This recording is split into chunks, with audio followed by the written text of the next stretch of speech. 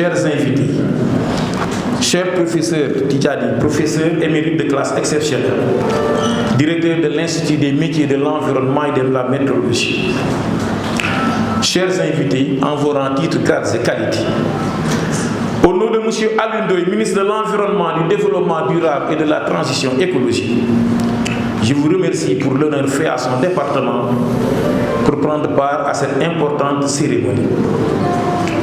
Ma satisfaction est d'autant plus grande que les activités identifiées et mises en œuvre dans le cadre du plan d'action du GREP sont en phase avec les orientations stratégiques de la politique environnementale et de développement durable du Sénégal, définies par son Excellence M. Macky Sall, président de la République, et dont la coordination est confiée au ministère de l'Environnement, du Développement durable, de la Transition écologique.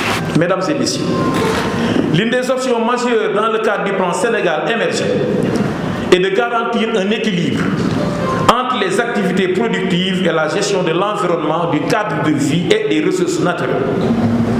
Ainsi, l'objectif global du ministère de l'Environnement, du Développement durable et de la Transition écologique, défini dans la lettre de politique sectorielle, est la création d'une dynamique nationale de gestion de l'environnement et des ressources naturelles, l'intégration des principes du développement durable dans les politiques publiques, ainsi que le renforcement de la résilience des écosystèmes et des communautés au changement climatique. Mesdames et messieurs, bien sûr, l'atteinte de cet objectif requiert dans la mise en œuvre, entre autres, d'actions de communication, d'éducation, de sensibilisation et de formation des citoyens à l'environnement et au développement durable, comme nous y a engagé son Excellence Monsieur le Président de la République dans le cadre du programme PSE Vert. L'alerte est lancée à travers l'avancée de la mer, les inondations, la salinisation des terres, les canicules, les phénomènes climatiques extrêmes, la sécheresse, la désertification, qui sont autant de signes et de manifestations qui devraient pousser l'humanité à plus de responsabilités.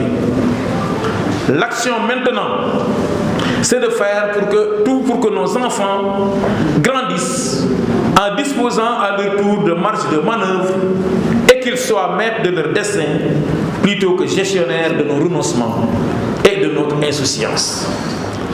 Doté d'un capital de connaissances et de savoir-faire, chaque citoyen doit devenir l'acteur de l'amélioration de ses conditions de vie et l'initiateur d'un changement plus global. Outillé, averti, il est en capacité de participer à la définition des choix communs et à la défense des biens publics. Ces actions d'information, de sensibilisation, d'éducation, de formation et de participation citoyenne, nous devons les inscrire au sein de toutes les politiques publiques et à chaque étape de l'éducation, que celle-ci soit formelle ou informelle. Mesdames et messieurs, Monsieur le ministre de l'Environnement, du Développement durable et de la Transition écologique invite à une mobilisation générale autour de la protection et de la préservation de l'environnement, notamment dans la lutte contre le péril plastique, contre les feux de brousse, contre la déforestation, mais aussi dans la réduction des émissions de gaz à effet de serre et des polluants atmosphériques par l'adoption de comportements, de mesures et de technologies sobres en carbone. Le groupe de réflexion, de recherche, Environnement Presse a très bien compris que les initiatives de protection et de préservation de l'environnement et des ressources naturelles sont du ressort des citoyens, des organisations, en inscrivant celles-ci au cœur de ces activités pour sauver la planète Terre et pour permettre aux générations futures de vivre et de s'épanouir dans un cadre sain et agréable. Donc, Monsieur le Président Abdoulaye Barry, Monsieur le Ministre, vous félicite. Merci pour ce que vous faites donc pour l'humanité, ce que vous faites pour les générations actuelles, mais aussi pour les générations futures. Donc, merci beaucoup. Donc, au nom de M. Alioune Ndoye, ministre de l'Environnement et du Développement durable, Monsieur le Président, je vous encourage, ainsi que vos collaborateurs, pour le travail extraordinaire que vous abattez au profit de la planète Terre, pour laquelle l'humanité et les autres êtres vivants n'ont pas d'autre alternative. Donc on n'a pas de planète B. Soit on protège cette planète-là, ou bien si elle va disparaître avec nous.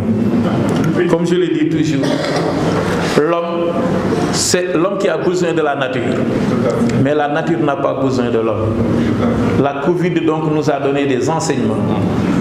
Et lorsque les activités ont été au ralenti, vous avez vu les dauphins et autres poissons qui dansaient, qui sautaient, qui surnageaient au lieu où se garaient les bateaux.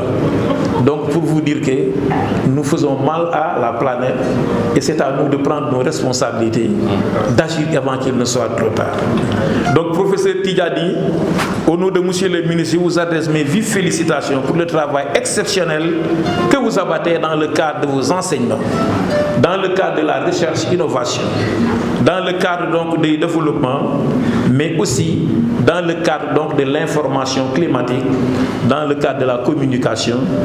Donc j'ose espérer que avec le GREP, donc professeur Tidjani et tous les autres acteurs qui sont engagés aux côtés du gouvernement, du secteur privé, des collectivités territoriales, des organisations éco-citoyennes, des organisations de la presse, je pense que le Sénégal fera des bons en avant comme il l'a fait actuellement.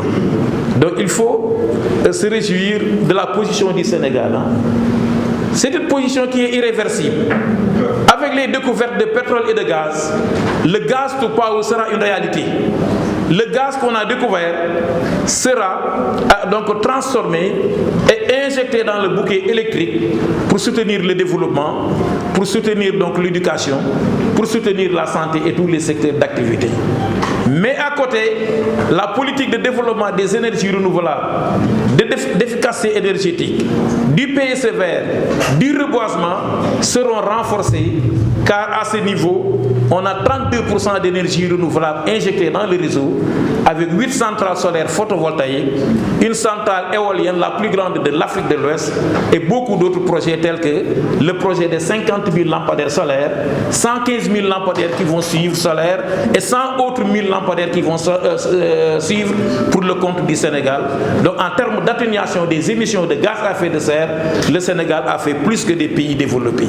Donc nous pouvons nous en réjouir et dire que toutes les autorités sont à pied d'œuvre pour que donc, ces actions, donc ces différentes initiatives puissent être mises en synergie pour le développement durable du Sénégal. Cette étude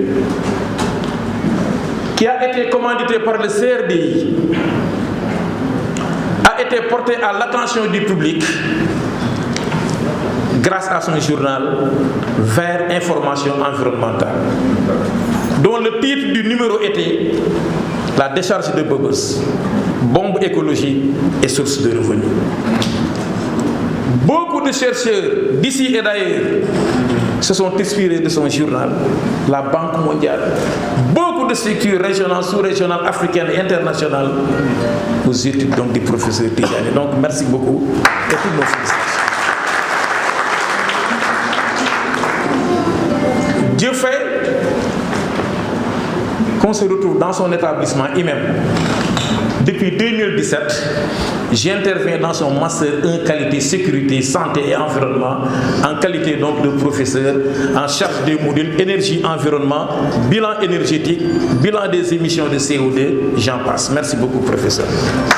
Je vous remercie.